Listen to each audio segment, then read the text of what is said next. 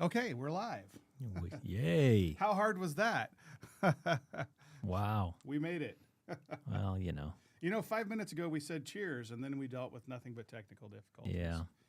So welcome everybody to the Q Show. My name is 5 minutes ago we said cheers, and then we dealt with nothing but technical difficulties. Yeah. We have some welcome echo everybody to here. the Hold Q on a Show. second. 5 minutes ago we said cheers, and then we dealt with nothing Wow. but technical difficulties. Yeah. There we go. We have Right. some welcome echo everybody here. to the Hold Q on Show. a second. 5 minutes ago we said cheers, and then we dealt with nothing but Morning. morning if you're on the West Coast. Okay. Welcome Echo everybody to here. the Hold Q on a Show. second. 5 minutes ago we said cheers, and then we dealt with nothing but morning if you're on the West Coast. Okay. Welcome Echo everybody to here. the Hold Q on a Show. second. 5 minutes ago we said cheers, and then we dealt with nothing but morning if you're on the West Coast. Okay. Welcome Echo everybody to here. the Hold Q on a Show. second. 5 minutes ago we said cheers, and then we dealt with nothing but morning if you're on the West Coast. Welcome everybody to the Q Show. 5 minutes ago we said cheers, and then we dealt with nothing but morning if you're on the West Coast. It looks like we're still welcome everybody to the Q Show. 5 minutes ago we said cheers, and then we dealt with nothing but morning if you're on the West Coast. It looks like we're still welcome everybody to the Q Show. 5 minutes ago we said cheers, and then we dealt with nothing but morning if you're on the West Coast. It looks like we're still welcome everybody to the Q Show. 5 minutes ago we said cheers, and you're there. Actually, morning folks just looks like we're still first off. Like us. 5 minutes ago we said cheers, and you're there. Actually, morning folks just looks like we're still first off. Like us. Hello, everyone. Cheers. Actually, morning folks just looks like we're still first off. Like us. Hello, everyone. Cheers. Actually, morning folks just looks like we're still first off. Like us. Hello, everyone. Cheers. Actually, morning folks just looks like we're still first off. Like us. Hello, everyone. Cheers. Actually, morning folks just looks like we're still first off. Like us. Hello, everyone. Cheers. Actually, morning folks just looks like we're still first off. Like us. Hello, everyone. Cheers. Actually, morning folks just looks like we're still first off. Like us. Hello, everyone. Cheers. Actually, morning folks just looks like we're still first off. Like us. Hello, everyone. Cheers. All right. Actually, morning folks just looks like we're still first off. Like us. Hello, everyone. Cheers. All right. Actually, morning folks just looks like we're still first off. Like us. Hello, everyone. Cheers. I'm a little nervous. Actually, morning folks just looks like we're still first off. Like us. Hello, everyone. Cheers. I'm a little nervous. Actually, morning folks just looks like we're still first off. Like us. Hello, everyone. Cheers. I'm a little nervous. Actually, morning folks just looks like we're still first off. Like us. Hello, everyone. Cheers. I'm a little nervous. Actually, morning folks just looks like we're still first off. Like us. Hello, everyone. Cheers. I'm a little nervous. Actually, morning folks just looks like we're still first off. Like us. Hello, everyone. Cheers. I'm a little nervous. Actually, morning folks just looks like we're still first off. Like us. Hello, everyone. Cheers. I'm a little nervous. Actually, morning folks just looks like we're still first off. Like us. Hello, everyone. Cheers. I'm a little nervous. Actually, morning folks just looks like we're still first off. Like us. Hello, everyone. Cheers. I'm a little nervous. Actually, morning folks just looks like we're still first off. Like us. Hello, everyone. Cheers. I think I might have figured out what the problem was. It was still coming in on the audio mixer over there.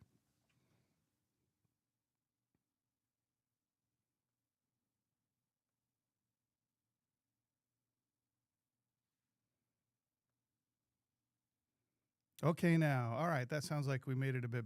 We may have made it out. So it's our first time doing a live, a live stream, and yes, it comes with some trouble. So I suppose we're gonna kick off, and errors all aside, if you're watching over here, I'm gonna give you a link. If you're having trouble, great David Lynch tribute. Oh, I guess I can just click on it. Oh, there it is. It looks like it's working. Okay. All right. We're going to let it go and start rolling forward because that's all we can. All right. If you're on the Quilter one and you can't hear it, go to the New Neighbor. We're dual streaming, so go to the New Neighbor YouTube page. And if you're on the New Neighbor page and you're having trouble, go to the Quilter one.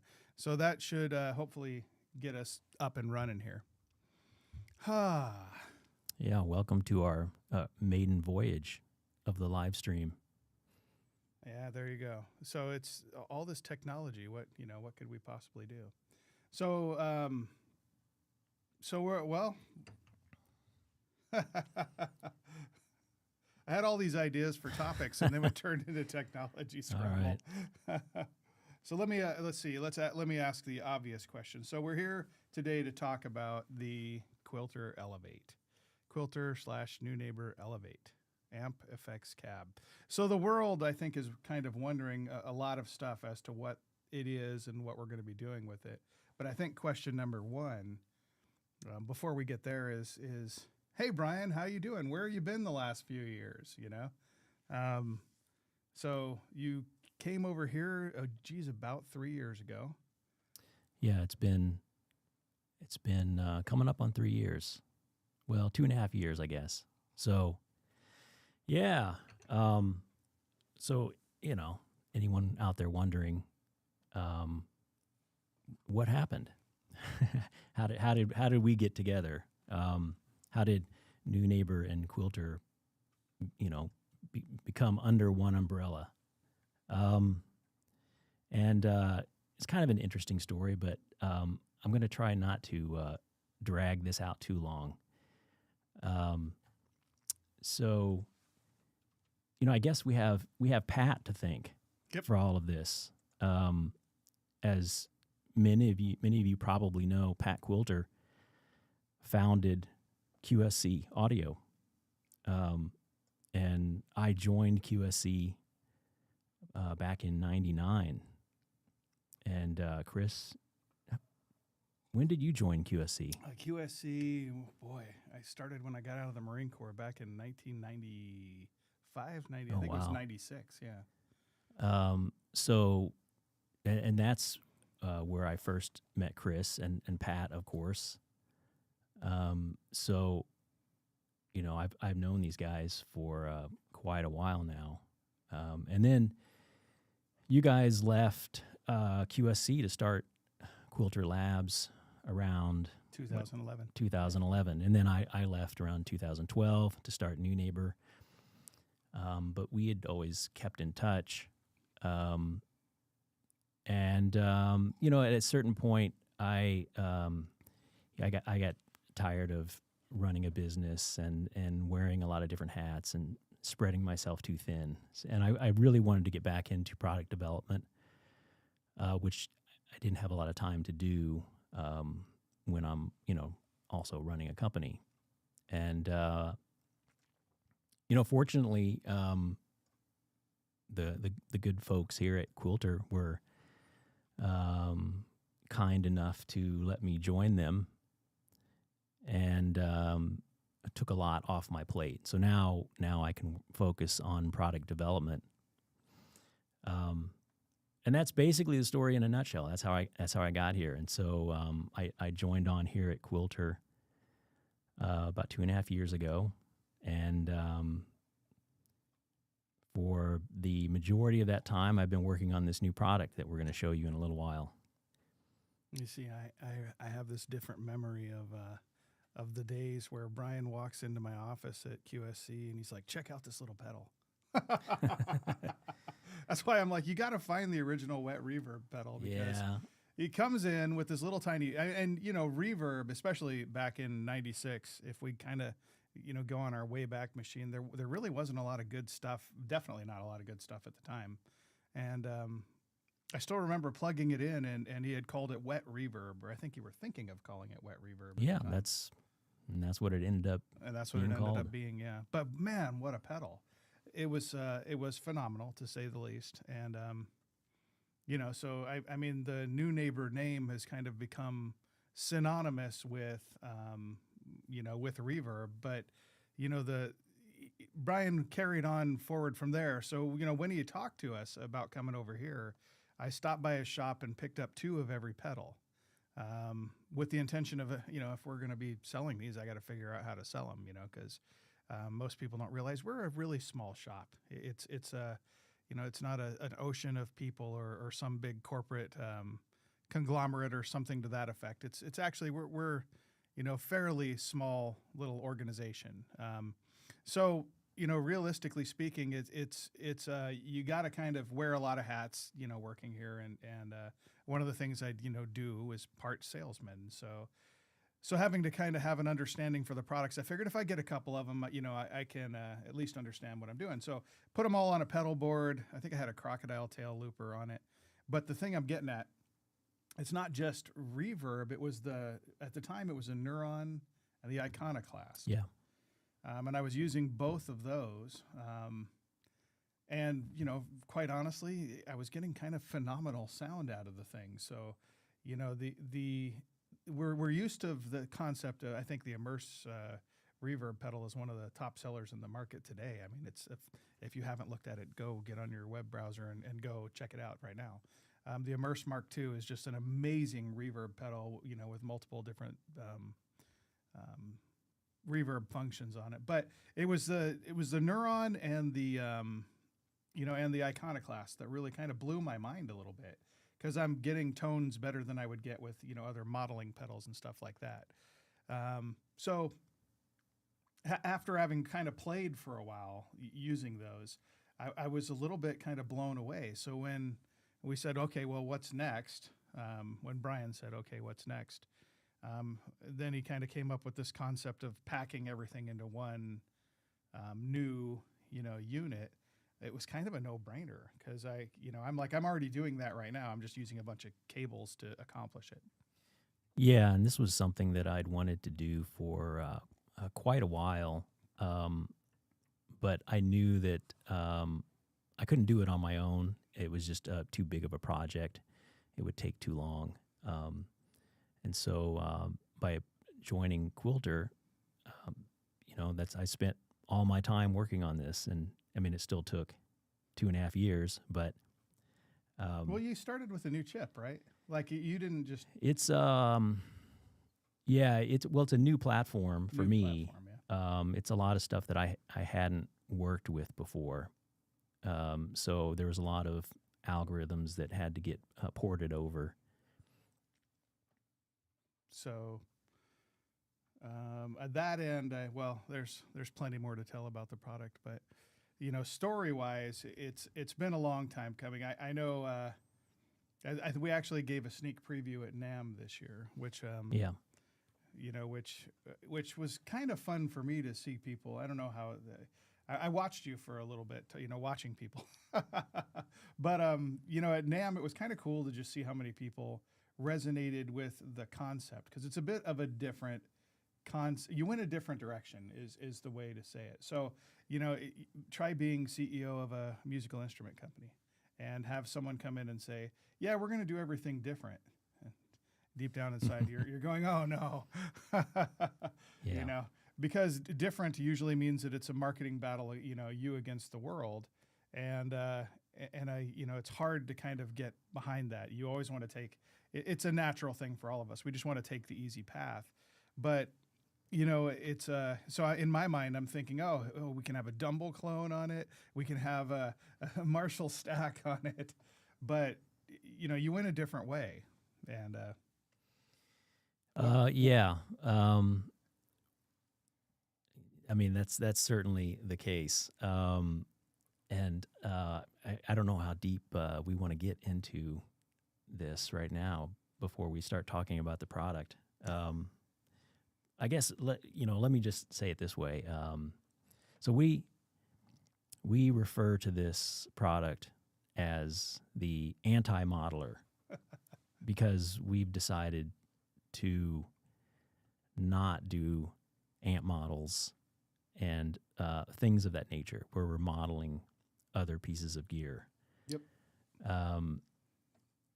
And I think we'll probably talk a little bit more about that in a little bit. But maybe we should just go ahead and just introduce the product. Reintroduce it. I mean, this is, as Chris said, we did preview this at NAMM. So it's not exactly a secret. Although we have changed a few things about it, mostly graphically. So if you did see it at NAMM, it will look a little bit different. So at the highest level view, You know, kind of if it's the anti-model, or what you know, what do we mean by that? I guess for definition's sake, what is modeling to you, Brian? Modeling. Well, so our audience may not be aware that a long time ago, before I joined QSC, I worked at St. Louis Music, and they made Crate amplifiers, Ampeg amplifiers, and they had a couple other brands. And I had actually designed a modeling amplifier for them. This was one of the first modeling amplifiers. This was back when, you know, modeling was a pretty new thing. And I personally did not find it very satisfying, like the process of modeling other gear. I felt that it was too limiting, because you have this technology, you have DSP that can do a lot, and you're limiting it to just trying to reproduce the sound of vintage gear. And I know that there are people that's what they want. Well, but it's challenging, because you can, and that's one of the things that I agree is frustrating, because you hear, or I'm sorry, you see a model that someone created that's like this is a Marshall JMP1, this is a Plexi, this is a Hot Rod Deluxe. I don't know why you'd want to, but whatever. But when you think about it, I can line 10 people up, and all 10 of them will agree that none of the models are right. That's one of the frustrations. That's right. So yeah, in addition to sort of limiting yourself to only reproducing sounds that have already been done, you're also kind of you run into that problem where now you have to faithfully reproduce this thing. And you know, that's not always an easy thing to do, because the way an amp sounds depends on a lot of factors. So there's another reason, though, that we didn't want to do modeling. Right. And I think this is probably the more important reason. And that is a lot of guitarists don't necessarily know what a particular model is supposed to sound like. Yeah. I mean, most guitarists haven't gone out and played through all of these different amps. So you're asking them to create a sound based on an amp model that they may not be sure what it sounds like. And then on top of that, even if they do know what it sounds like, the model itself may not be completely accurate. So it adds a layer of complexity when you're trying to create a sound, because I think most players, they are trying to reproduce a sound that is either in their head or is something that they've heard somewhere. Right. And maybe they know what gear was used to create that sound. Maybe they don't know. But by forcing them to use models, it adds that layer of complexity. Right. And so what we wanted to do was just give them a more direct path to create that sound. Right. So you don't need to have any understanding of what these classic amps sound like. You can just dive right in and dial in the sound that you're trying to reproduce. Well, and then, you know, there's the whole thing about amp in a room. Okay, so great. You know what, you know, the amp sounds like on a recording with every, you know, through a tube mic pre and you know, this expensive microphone and whatnot. But what does the actual amplifier sound like in a room in the first place? So there's even if you do go play through one of those amps, okay, good on you. You heard what it sounds like, you know, when you're playing it in a room. The vast majority of what we hear, musically speaking, is something that's been recorded, processed, EQ'd, sliced, diced, run through two, CL76 compressors. It's so the reality is the amp actually sounds nothing like, and that's Right. actually one of the, one of at least interesting things for me when I was looking up, because, it's, having made a lot of what are going to be the factory presets. One of the things I discovered was when I would look up what was used to create it, sometimes, like you'd hear the story of, this is a good one, Dire Straits, Money for Nothing. So it's a very peculiar sound. And I look up how it was done, and the answer is the microphone fell over. So, so there's kind of no way you could ever recreate that sound if you tried. So even if I had the right, a tool, the kind of a common toolkit, I still probably I'd get something close, but would I find the exact thing? And, what is the exact thing ultimately? That's really fundamentally for the guitarist more important. What is the sound you want? Getting from zero to there, I think, is actually today very complicated. Up until I've been using this thing, but I kind of joke around and say, hey, I'm customer number one, because I've probably made more presets and used it to record more things than anybody at this point. But just seeing the difference between having to load up, as I was explaining to Brian, load up a complicated workflow to build myself a preset on a separate app, and then go back and try to record that in Pro Tools or whatever. Only to you go, well, that's not right. Come back and re-record it, and I can hear all the people saying reamp. That comes with its own problems too. Like you kind of can't escape, the complexity of doing that. And that was the first time ever that I was able to just sit down. I can reach over with my left hand, dial in the exact sound I want instantly. It takes me moments to get what I'm hearing in my head, record it, have that on to the, have it in the song, in the context of the song as I'm recording, and not have to go through a bunch of hoops to get there, if that makes any sense. Yeah. Yeah. So, so it's amp in a room. It's the complexity of recording that I think, we don't appreciate how much we play limbo to do that. So, yeah. Yeah. So, when we set out to make this product, I would say there's probably three things that we wanted to achieve. One is obviously it's got to sound great. I mean, that's sort of a given. That's a given, yeah. The second thing was that we wanted to balance the simplicity of use with the functionality. So, the more functionality you add to something, the more complicated it becomes.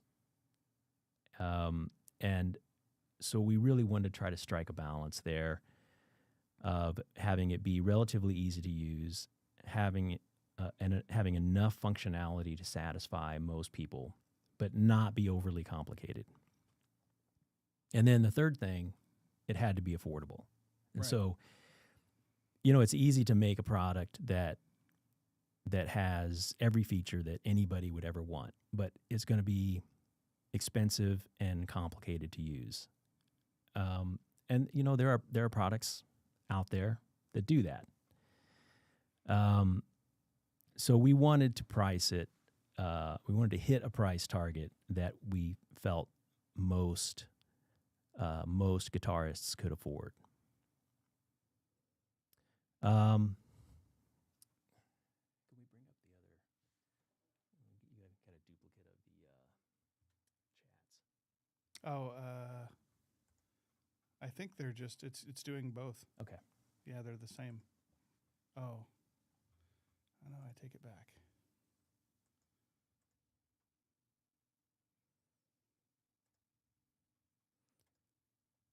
Just bear with us, folks. There we go. Okay.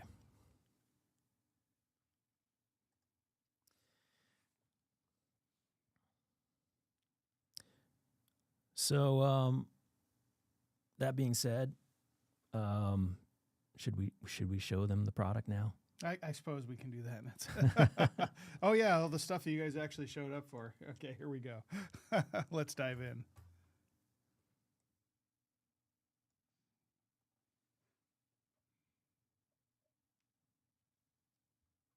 So, looks good, doesn't it?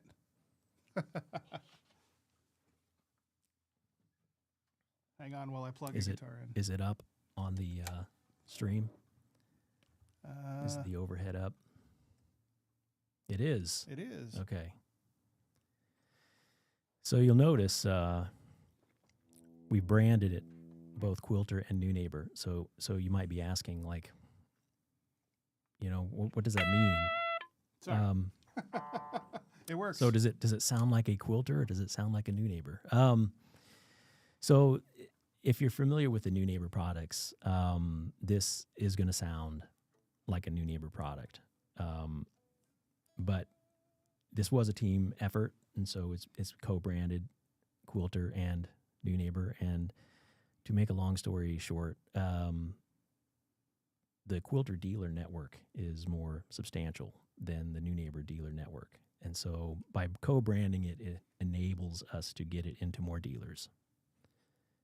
Well, without losing the legacy of kind of the work that you've put in. So that would be wrong too. So there's that. Yeah. So if I zip through, and there's a whole bunch of stuff I'm not going to try to play.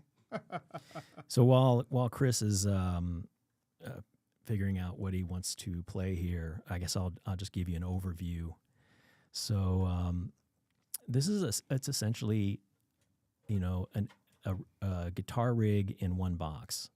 And as I mentioned, we didn't set out to try to include everything that everyone would ever want. But we did try to put in everything that most people would need to reproduce most sounds most tones that they would want to play. And you can see just by looking at it what's in it. The signal chain is shown through this row of buttons. And it can store up to 400 user presets. It will come with 100 factory presets that are pre-programmed. It's stereo output. It has a Bluetooth input, so you can play your tracks through it and play along. It has USB audio output, and it will also have a web application that you can use for firmware updates and for preset management and editing. It has an expression control input. It has MIDI input. What am I forgetting, Chris? Well, and you have a separate left and right. I'm sorry, the separate aux out.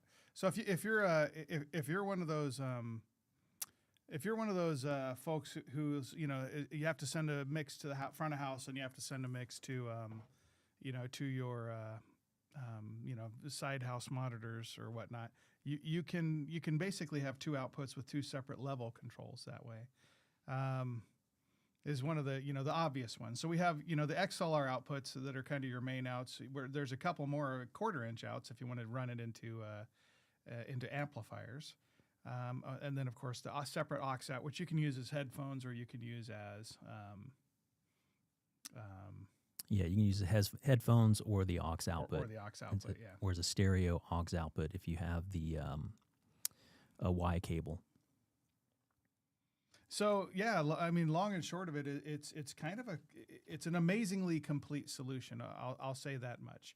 And Brian, he as he was saying, is you when you think about kind of all the stuff it takes to create a sound. So being kind of the first fellow that had to kind of dig in and start creating presets for it, there were some presets where I'm going, oh, I'm not going to be able to do that. There's no way. Using just the tools provided. And actually there was some meetings I would interrupt and go, no, guys, actually, I did this insane thing with this thing that I didn't actually think was possible and pulled it off, you know? So you'd be amazed what you can do. First off, just from the front face of the thing, you know? Tell them about the Vernon Reid story. Oh, the Vernon Reid at the NAMM show. Yeah, exactly. So, you know, he came into the Airstream. So for those of you who don't know, we usually bring a 1968 Airstream with us to the NAMM show, which we've repurposed as kind of a mobile meeting room / studio. You know, we can record stuff in it and whatnot. And Vernon actually came by because he's an old friend of Quilter. He uses a Mach 2 head. I think he's got a Tone Block 202, or two of them actually, because he tends to play in stereo. You know, which he uses with his Line 6 Helix is what he was actually using at the time. So he came in and as we're talking about it, about this new product, I'm like, I have to tell you about it. It's practically like it's my job, Vernon. And Vernon says to me, Chris, well, actually, he's like, look, I'm on the technology I'm on. I know how to use it. I'm good. I don't really want anything. So, you know, don't bother telling me about it. So, and then I'm like, yeah, okay, no worries. I'm not going to push you to, try to get something when you're already happy with what you got. And so he then went on to complain about programming the thing for 10 minutes straight until finally I'm like, Vernon, let me just show you, right? So think up. I mean, and mind you, at this point in time, I'd done 40, 50 some odd presets. I can't remember how many now, but to kind of have that ready for the NAMM show. So I say to him, he's like, I have to dig into the manual to remember how to adjust a noise gate. I'm like, oh, Vernon, come on, let me show you, how simple it is. And I reach over and I just touch the noise gate. And, and incidentally, that's, getting into the technology, it's capacitive touch sensing. So there's no button that I'm pushing. It senses that my finger has touched that. And that's how it adjusts. But I go through and just show him how easy it is to just change that noise, the noise gate on it. And he's like, oh, okay, dang, that was pretty simple actually. I'm like, it's really intuitive. And so as I'm kind of going through and explaining all this to him, I say, I'll tell you what, do me a favor and just pick a song, pick any song. And he's like, thanks for a second. He says, Rush. And I forget which song it was now. But might have been Limelight or something like that. So I just start literally reaching over, just touching, the various functions on it. And as I'm just touching the functions, I'm dialing it in right in front of his face. And 60 seconds later, I've got it, a creditable version of it, through the speakers that we had inside the Airstream. And he says to me, okay, fine, send me one. But, because it really was that easy. I've told the story a few times, but it's the simplicity of it. And once you kind of get used to it, and it's no more complicated than putting together a pedal board. If you can put together a pedal board, you already know everything you need to know to program this. Now, you may have to learn a little bit here or there about this, that, or the other, but you will pretty quickly discover that there is no sound that you can't achieve, with the exception of maybe some ridiculous, somebody used some sort of mechanical, I don't know. Well, even if you had a Leslie rotating speaker, I could do that on here easy. So there's kind of not many sounds that we kind of can't get to and get there pretty quick. So, as it kind of goes, one of the things that, at least for me personally, that I discovered was if there's something I'm trying to achieve sonically, there's kind of nothing stopping me from doing it except for a few minutes of time. So if I'm just trying to listen to a recording, for example, of LaGrange, and trying to recreate it, it helps if I push down the...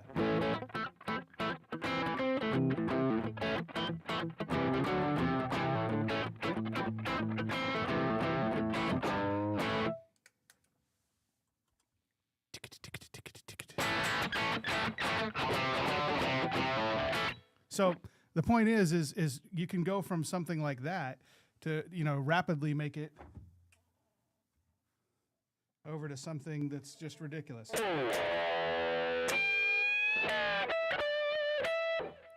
forget it. I'm not going to try to embarrass myself playing Eric Johnson.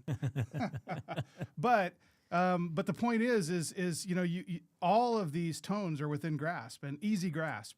And in terms of because initially I was, if Brian will remember this, it's kind of funny.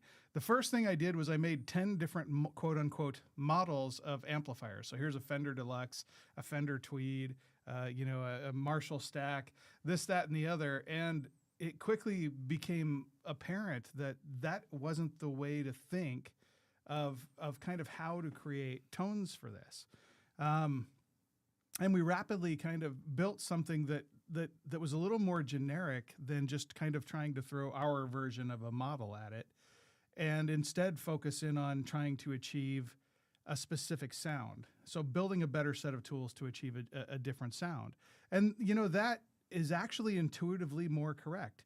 It didn't feel that way initially. It wound up that way as we kind of learned exactly what we were doing, or I should say as I learned what I was doing. So I don't think, from the standpoint with this product, I don't think to myself, oh, how can I sound like a Marshall Stack at all? I think, what do I want to, what is it that I want to accomplish with this? Do I want to make Cliffs of Dover? Okay, sit down, give a listen to the thing, and then just, with all the functions off, dial in the basic gain tone that I'm after. Now, just for grins and not, well, actually, we'll do that in another video because we'll be on here forever. But I'll actually demonstrate kind of how that's done. And of course, we'll make factory videos. But literally, you could kind of throw anything at me, and as long as I can hear a sample of the song if I don't know it, I'm pretty quick to dial it in because you build your basic gain structure, you build your basic cabinet structure, and once you got that dialed in, the rest of it's kind of cake. Yeah. It's the simplicity of thinking from the standpoint of what do I want to sound like it's the anti-modeler. It's not I'm trying to sound like and failing to sound like a Marshall Stack or if I'm playing Journey, then I want to have the old Plexi, right? It's more from the standpoint of what do you want to sound like, and just giving the right set of tools to achieve that simply. So the beauty of it is and I'm going to make the video for it to kind of explain how you do it, is how easy it is to get from point A to Z. You're done in minutes. Yeah. So one thing that we did to try to make this fairly easy to program is we implemented essentially 2 layers of programming. The first layer is really easy. Basically, you just pick the effect block that you want to change. So let's say you want to go into the compressor, and it just has what we call a mode, and you pick, how much compression you want. And that's sort of the easy way to do it. For someone who wants more flexibility and wants to get down into the parameter level, they can use the custom mode. And then once you've selected the custom mode, you can scroll down into all of the parameters for that block. And so that gives you a little more flexibility depending on, if you want to, deep dive down into the parameter level, or you just want something really simple. And when you're trying to create presets, it actually makes it a lot faster because for a lot of times you don't really need to get down to the parameter level. You'll just pick the block you want. You pick one of the modes that's in there, and that'll get you pretty close. And a lot of times it's close enough for what you're trying to do, and it's a really quick way to set up a preset. The other thing you can do is once you've picked a mode that you like or that's pretty close and you want to tweak it a little bit, you can actually copy that into the custom mode and then go in and tweak it a little further from there down at the parameter level. So, a couple of different ways to program it, just depending on what you're comfortable with. And we think that makes it, really easy and quick to get up and running and create the presets that you want with it.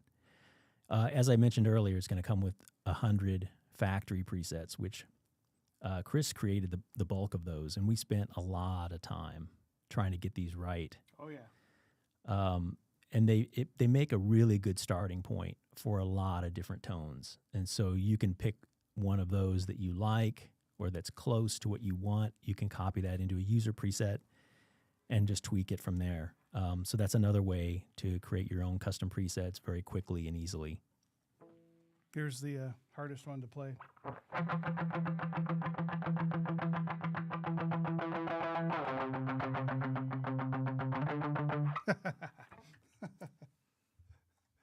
I always get a laugh on that. There's no chords in the whole song. Oh,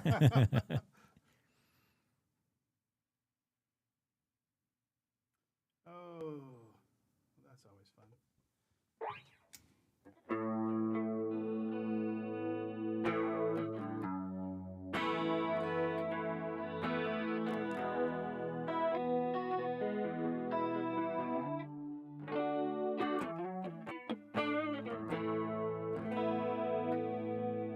I'm not going to sing for you guys, no matter how much you beg. But yeah, I mean, just the ability, you know, to kind of get so quickly through totally different tones, you know.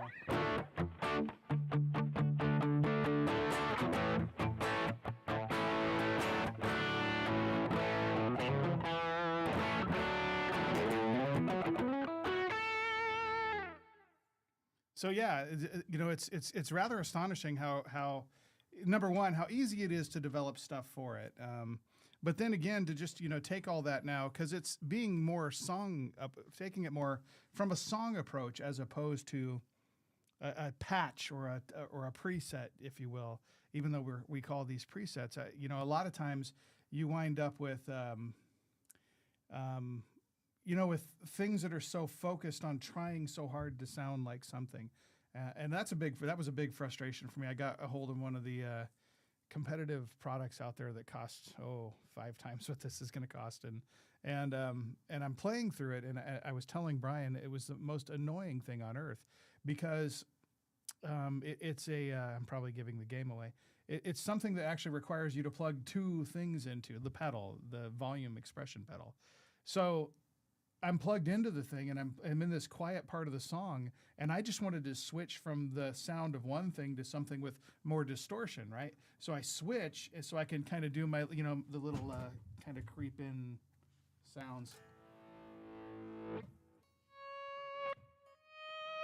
Whatever have you, stuff like that, right?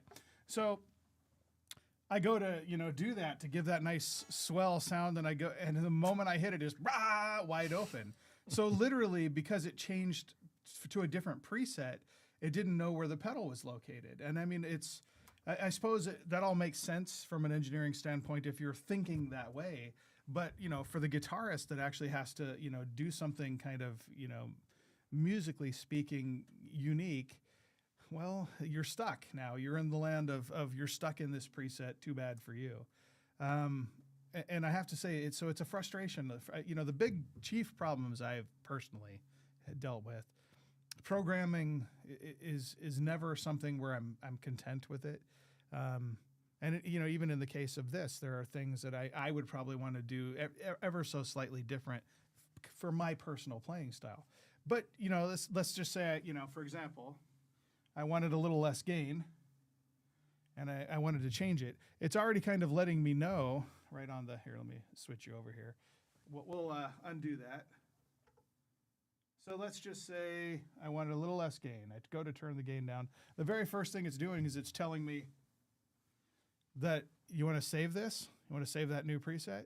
So this way, if even the factory, as you were saying, it's a nice starting point, but it opens up opens up the ability for me now to make whatever it was that we came up with. That might be actually perfect for my instrument, but it's not perfect for, you know, for your instrument. It's really easy to do that. And when you save it, now it's immediately in the user presets. You can rename it. You can do whatever, you know, with the web function, which it's not available today, but the product's not available today either. But But when we go live with the thing, the ability to just edit your presets live right there on this, on a web browser. I mean, we kind of brush over the fact that this thing actually connects with Google Chrome web browser, and I think a couple other web browsers too. But yeah, it works with Edge and Opera, I think. Opera, yeah. So the ability to do all that, rename it, throw them into different set lists. So it's approached from more of the standpoint of somebody, if you're going to play live music, your ability to kind of quickly and easily get this thing to do what you need it to do and be ready for a gig. You can do your set list right on the screen, reorder your set, whatever it may be, and then just get back and forth to everything so quickly. Again, just by way of demonstrating. If I want to change from all preset lists to our favorite lists, so say this was an example where this is going to be our set list. So we got Slow Dancing in a Burning Room, kind of being our first song, and we go right into Comfortably Numb. Just having your songs and set lists set up in such a way as they're based on what it is you're doing just makes more sense. Now, a lot of guitarists, I'm one of them. I should say I was one of them. Kind of tend to just have 4 or 5 food groups of tone. Is what a lot of my contemporaries would tell me. And I think a lot of that gets to the reasoning behind that being that you're limited by the technology.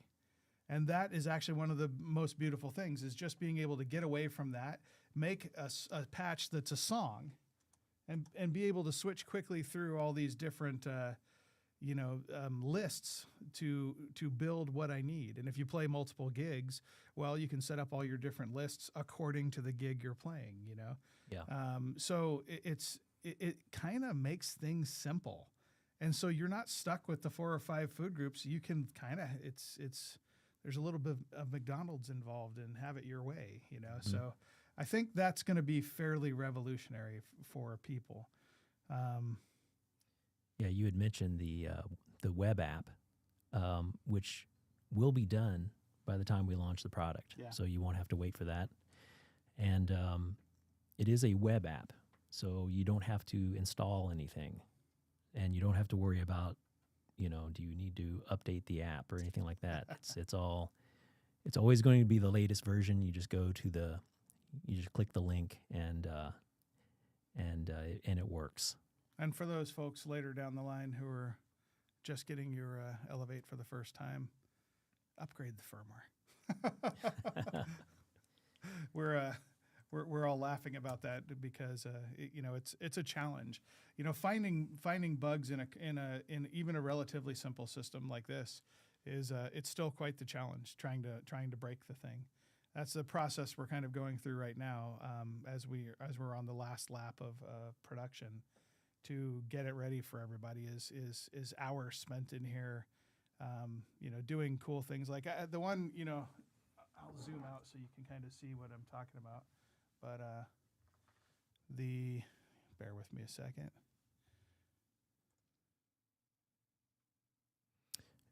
I saw in the chat someone was asking if the blocks can be, if the enable for the blocks can be assigned to a foot switch. Aha. They can be turned on and off via MIDI. So if you have a MIDI controller, you can enable or disable any of the blocks through a MIDI controller.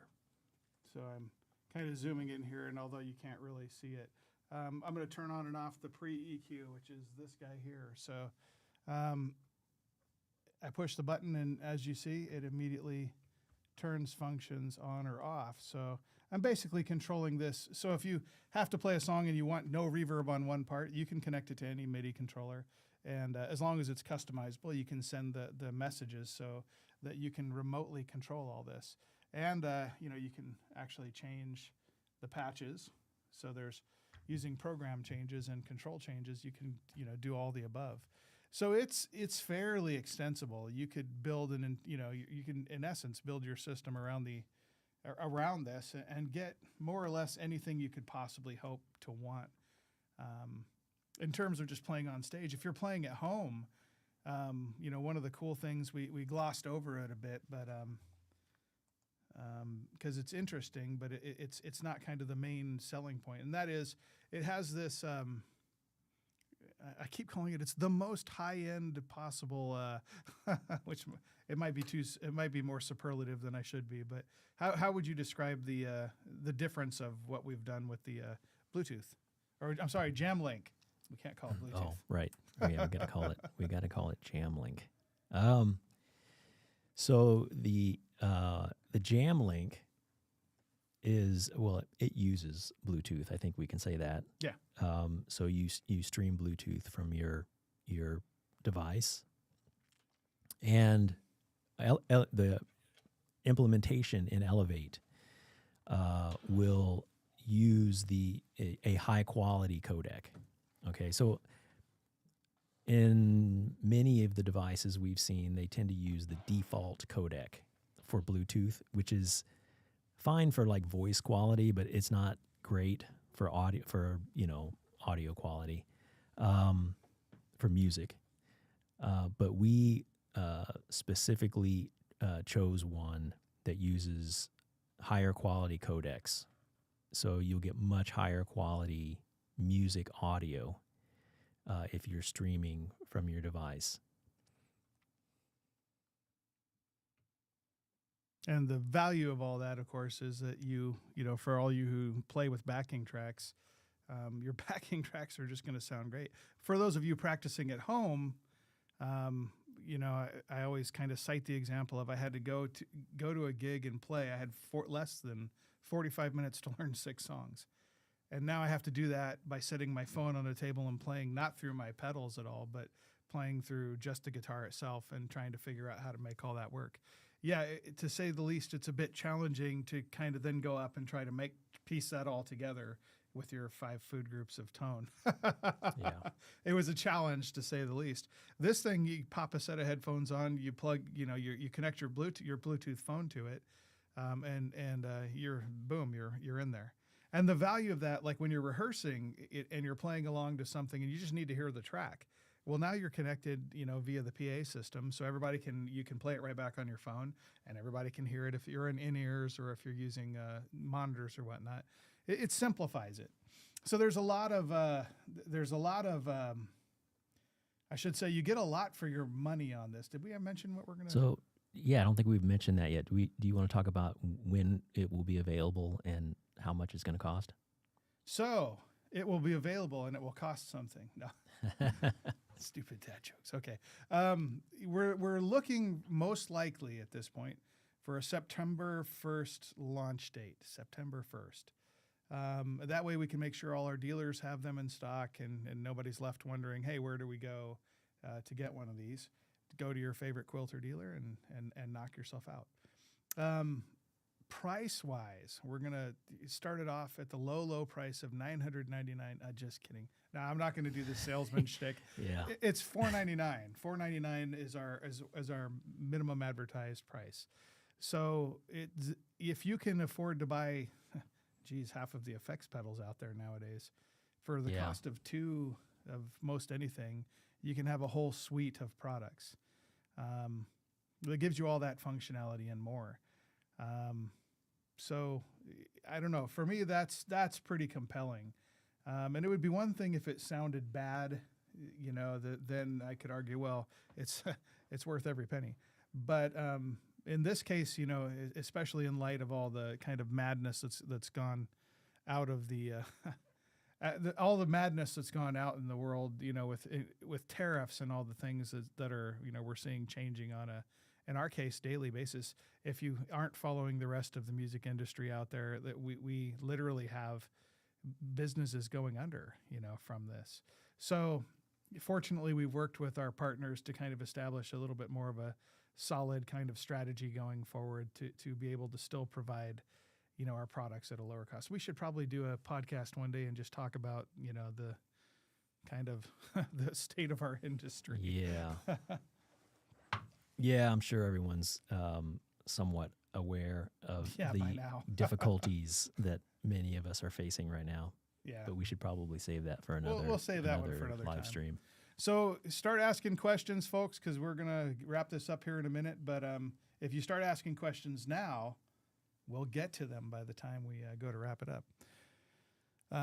So, Torsten, I hope I'm saying your name right, is asking which mod types are in the mod block.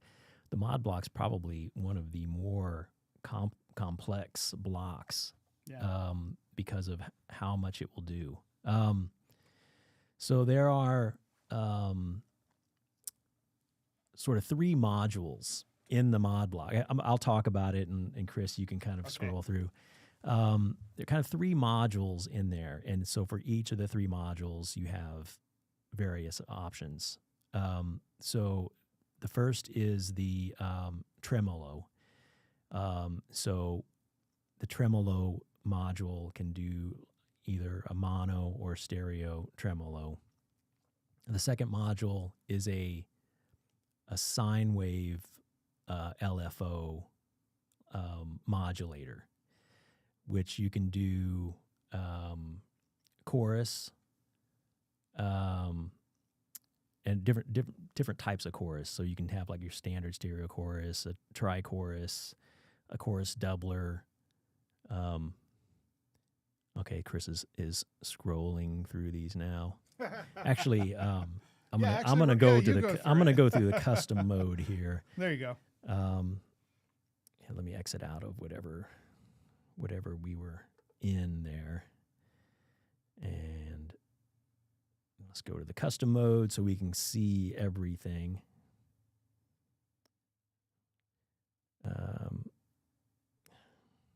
I'm just going to create a new preset here. That's a good idea. New. And save. Okay. Let's turn on the modulator. Let's go to custom. I don't want to import a custom mode. Custom. Okay. So, I already talked about the tremolo. You've got a centered or mono tremolo. Panning is a stereo tremolo, and those are your 2 options for the tremolo. On the next block, the next module, I called it, is it's a sine wave LFO. So you can do a chorus doubler, stereo chorus, tri-chorus, or vibrato. And then on the third module is a triangle wave LFO. And so on that one, you can do a mono flanger, stereo flanger, a detune chorus, a detune doubler, which is really cool. And so for those 3 modules, you can pick any of the effects in those 3, and they work simultaneously. So it's like you have like 3 modulator type pedals that you can run at the same time. Also on the modulator, this is kind of cool. It's a little esoteric, but it's kind of cool. You can it's a multi-band modulator, meaning that you can choose what part of the frequency spectrum you're applying the modulator to. So normally you like have it applied to the whole thing, but sometimes people find a chorus to sound like a little thin, and that's because the way chorusing works, and I'm going to skip over a lot of the technical details. It tends to kind of notch out the low frequencies, which can make it sound a little thin, and so this lets you band limit that so that if you want to basically like bypass the low frequencies, you can select where it bypasses that. So in this case, everything below 200 hertz would just be dry, would be pass through dry, and everything above, say, 3 kilohertz in this case would be pass through dry, and then the modulator would just be applied in the middle frequencies. So by using that, you can achieve even more versatility in the effect. You can do things that kind of approximate a Leslie, or you can do things that sound a little bit warmer by not applying it to the high frequencies. Right. Or as I mentioned earlier, you can remove some of that thinness that you can sometimes get with a chorus. So that's just a really cool added bonus feature in the modulator block. And the next big question, will it fit in a toolbox? Well, of course. It's actually, how big is your toolbox? It's pretty tiny. I have relatively large hands, Here. I have small hands. He has small hands, and it kind of if it's two double wide pedals set together. So there you have it. He says it needs a pitch shifter, or maybe it has one and I missed it. I don't think there is. It does not have a pitch shifter. So not on board. Let me see. Could you talk about the gain block? Oh, here's a conversation. Okay. I mean, this is really an entire live stream. That's an entire all live on stream by its itself. own. Wow. Maybe we should just dedicate a live stream to that because there is a lot going on. Yeah. Let me just suffice to say that the amount of processing that takes place in this, 50% of it is dedicated to the gain block. Yep. And then everything else is in the other 50%. That's how much stuff is going on in the gain block. And I'll say this much: it shows, especially when you're trying to achieve something. There's some presets on here that hold on. Let me see if I can find it really quick. Where one day Brian comes in and he's all oh, check this out. I made a where's it at? I'll have to plug it back in for this.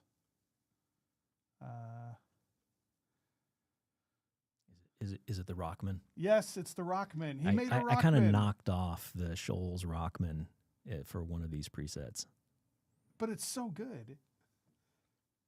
I'll find it. It's the Hysteria preset, right? That's what I'm looking for.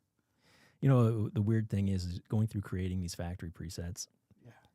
And you kind of discover how often the Rockman was used to record a lot of stuff that you didn't know about. Yeah. So if you didn't know, almost the entire Def Leppard Hysteria album was recorded using a Shoals Rockman.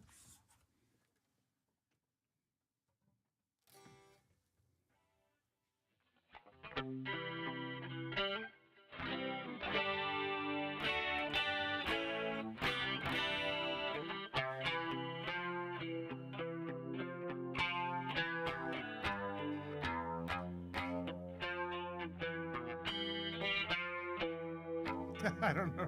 I can't play it, man.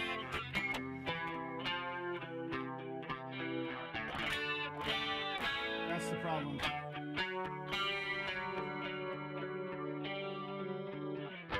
There you go.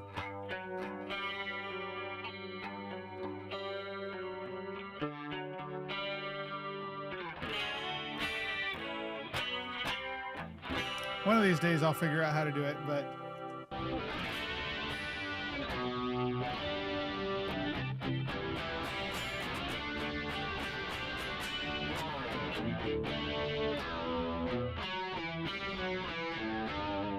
anyways, there you go. Def Leppard, I'm not.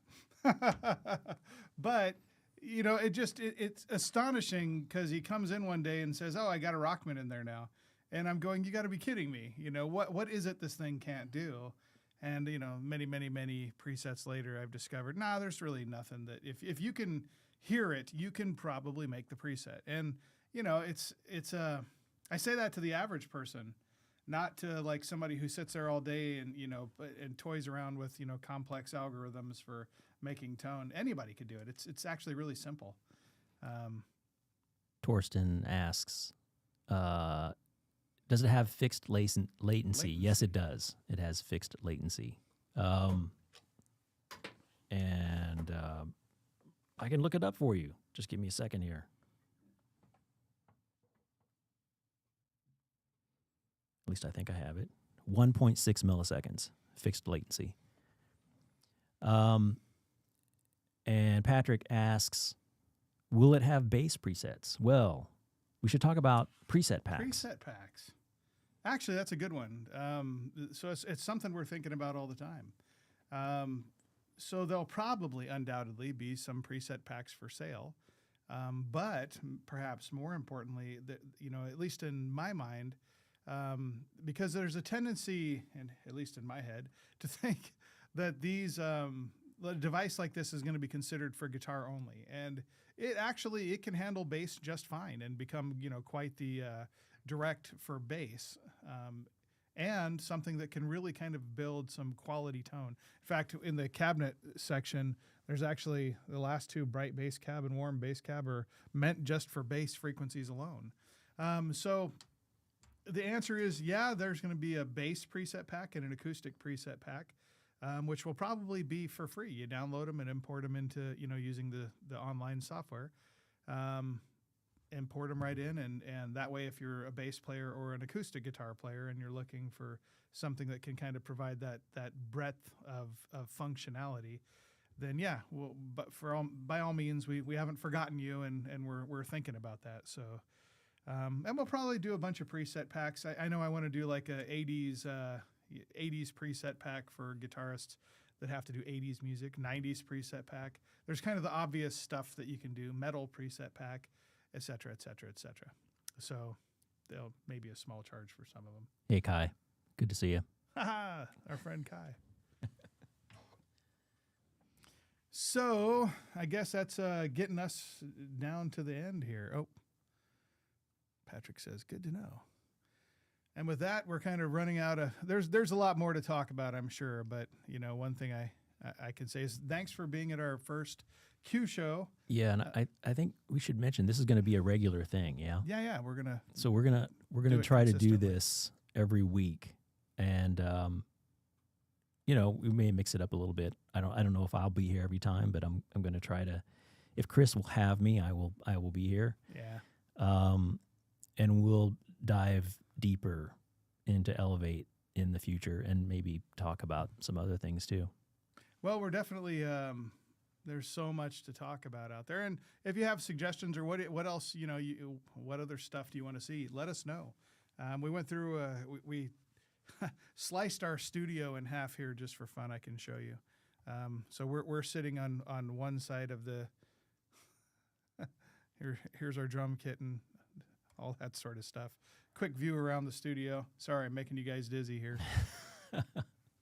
But yeah, so it's we tore up our studio and turned it into kind of a live streaming podcasting setup so that we could bring you some more of this sort of content. That, and so that we can start making, because that's one of the big goals, is to start making more content for how do you program the Elevate.